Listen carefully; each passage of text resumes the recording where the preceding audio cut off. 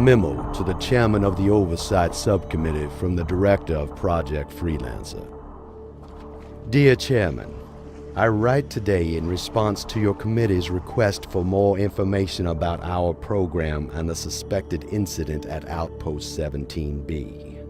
No doubt by now, you have reviewed the video logs transmitted by our recovery agents dispatched to the region.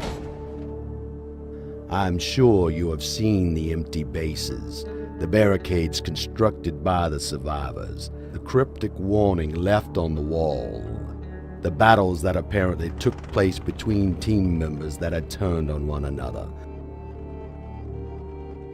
And of course, the ship.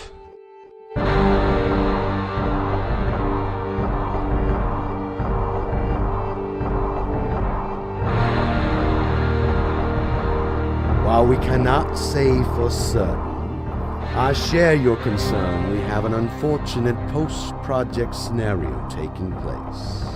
However, I take exception to your assertion that we were warned this was a possibility. I would like to remind the subcommittee members that anything is possible. Some things are probable. This is what is. And my agency, as it always has, will continue to deal with what is until it is no more.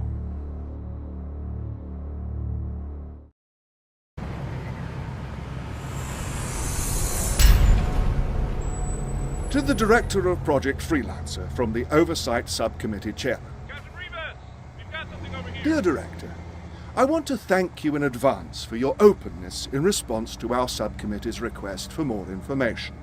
We were disappointed that your recovery force reported a total loss at Outpost 17B. We had hoped there would be at least one soldier left that could shed some light on the situation. I know that your agency has enjoyed a high degree of freedom with very little scrutiny in the past few years. It is not our intention to disrupt such a progressive military program, but instead to find a way we can work together in a manner that befits all our responsibilities. I am certain that you will agree, and we look forward to making this review process as painless as we possibly can. A response from the Director of Project Freelancer. Dear Chairman, while I am obligated to assist your investigation, I ask that you not waste my time with irrelevant questions. My agency is normally unconcerned with such minute directives as troop reassignment, except, of course, in the most critical of matters.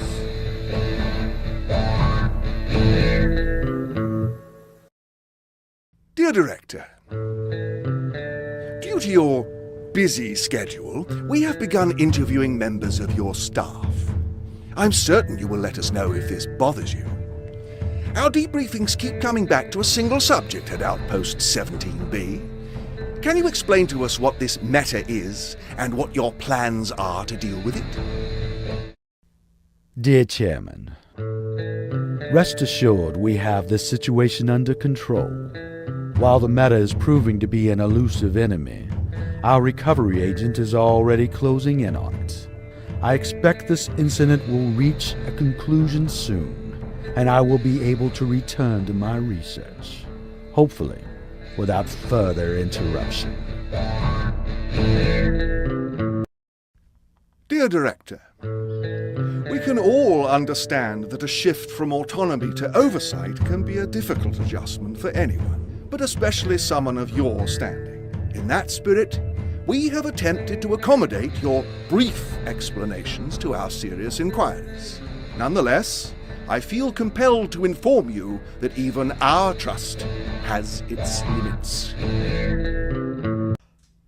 Dear Chairman, the Meta is nothing more than an entity seeking to increase its power in these confusing days after the war. From my perspective, that seems to be a very common occurrence at the moment.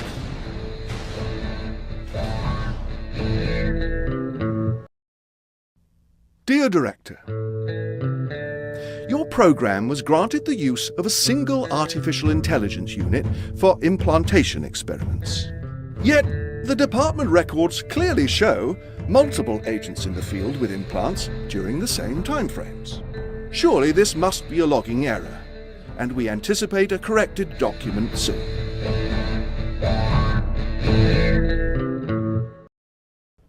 Dear Chairman, I understand your concern that increased activity would bring increased risk. However, our fail-safes are simple but foolproof. A dead or dying agent's beacon automatically notifies our recovery team, and we will be on the scene immediately to secure all the military's property. Dear Director, I feel you're avoiding the question. If this target was already in possession of an AI unit, how was he able to secure an additional unit from Agent South? Would not that verify, as we indicated earlier, that your program now runs experiments with more than one artificial intelligence? If so, where did these additional AI come from? And more importantly, how did your agency procure them? Dear Chairman, our records in this matter are impeccable, and I will refer you to them. It is true that we were granted the use of only one AI program, yet with special permission to conduct our experiments. That is all we were allowed to do, and that is all we have done. Of course, I am sure that you will agree that the core mission of any scientific endeavor is to find creative solutions to unexpected problems. Dear Director, do your creative solutions include the circumvention of the safety protocols that every member of the military must follow? If they do not, then I fail to see how an enemy has managed to secure not one, but several of your experimental AIs. The protocol is not a guideline, dear Director. It is doctrine, and no one is above its rule. Dear Chairman, I too hold the protocol in the highest regard. The doctrine kept us all safe during the Great War. If you are insinuating, sir, that we violated it in any way, or that we were derelict in our duty to the military, well then I suggest you be direct and tell me exactly how we did so. Dear Director, our laws are not designed to outline every possible infraction that may take place. However, the spirit of the law is clear. Blatant disregard for the safety and well-being of our citizens in any form will always be a punishable offense, regardless of how well or by whom that offense has been justified.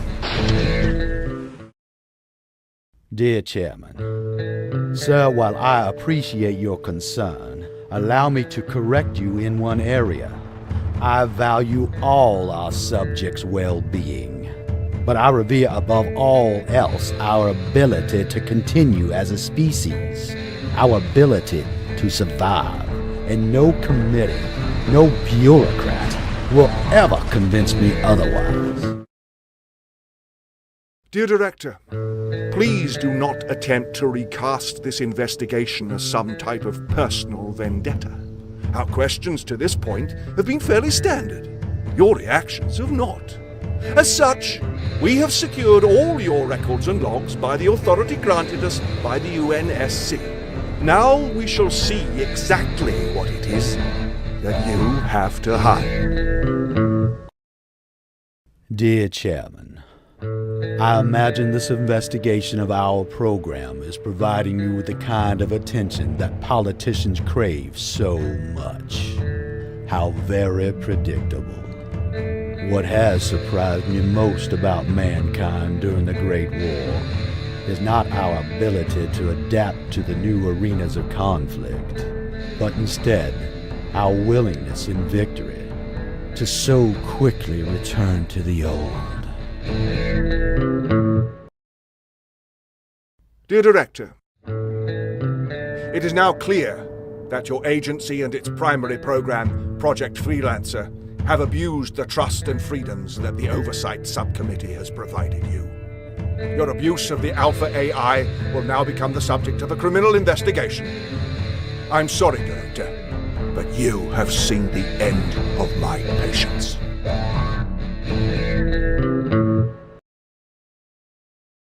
Dear Chairman, I don't give a damn about your committee and its opinions on my work.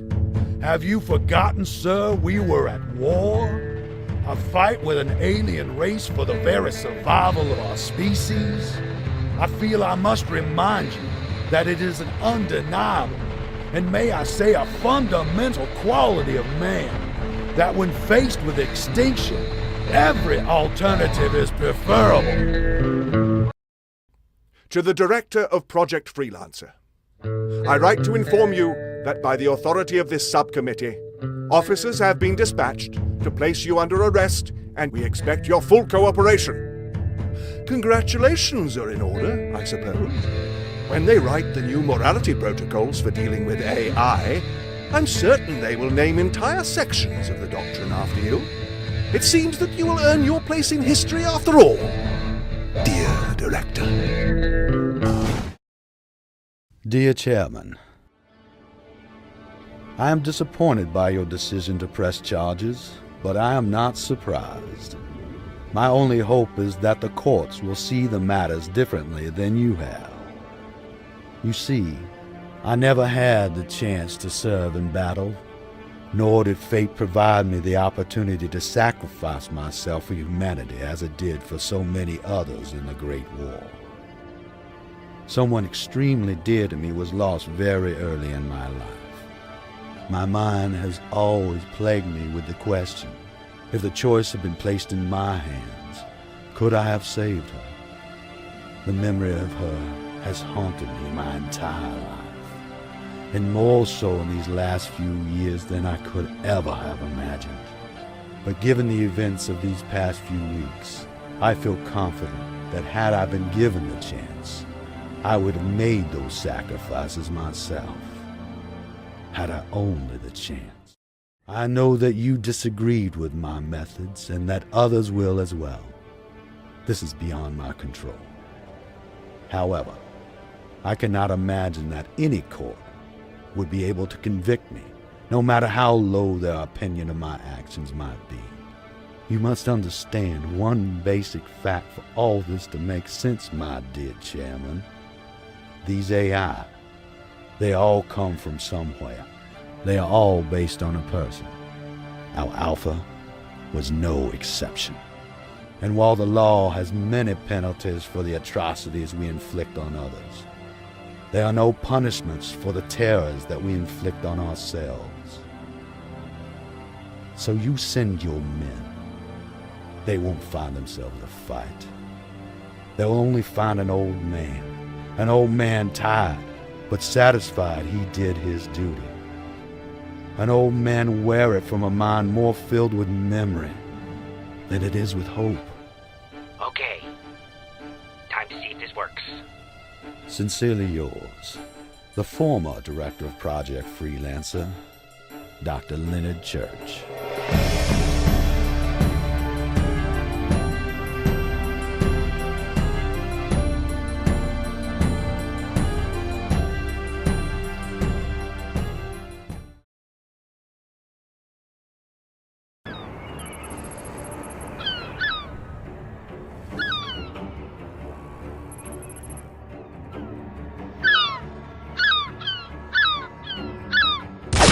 To the Director of Project Freelancer, Dr. Leonard Church.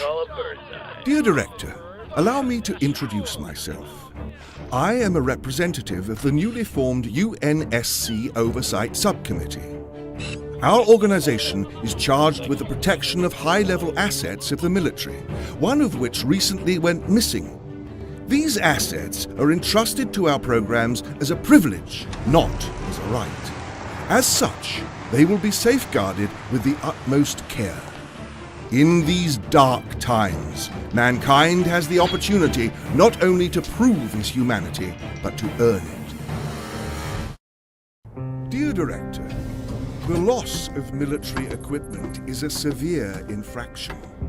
I should not need to remind you that all UNSC property, especially our more experimental technologies, must be kept from the hands of our enemies at all costs. In these trying times, vigilance is paramount.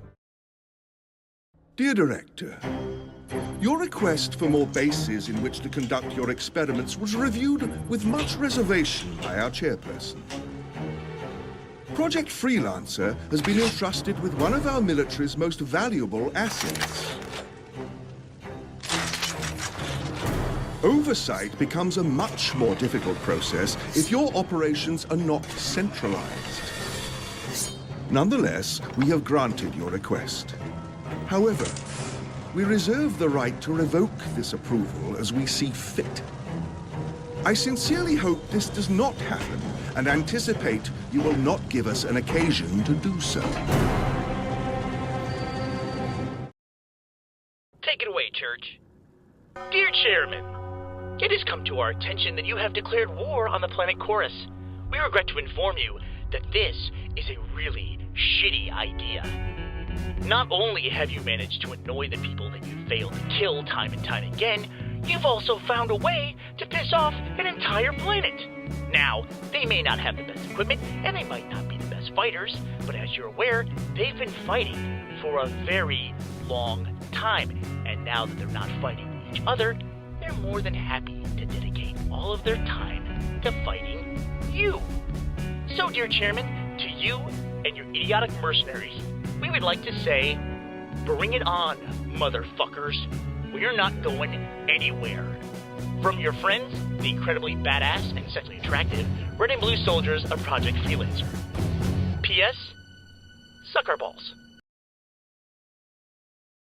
A message to the Chairman of the Oversight Subcommittee. Dear Chairman, my name is Epsilon, sometimes called Alpha, sometimes Church. You, of course, already know that, because if you are hearing this message, that means you must be heading the investigation of the incident on the planet Chorus. I believe I can make your job considerably easier. Attached, you will find a series of documents and video files detailing the illegal and treasonous activities of your predecessor, Mr. Malcolm Hargrove. I have entitled these files Red vs. Blue. You may want to pay particular attention to sections 11 through 13. They contain everything I know about the men and women who fought bravely on Chorus, and I entrust their story to your care. They were unique individuals. I fought both beside them and against them. And against them, I was supposed to be beside them. But in the end, they were my friends. And I will miss them dearly. If this message seems a bit maudlin, or perhaps even overdramatic, I hope you will excuse me. This is, after all, the story of how I died.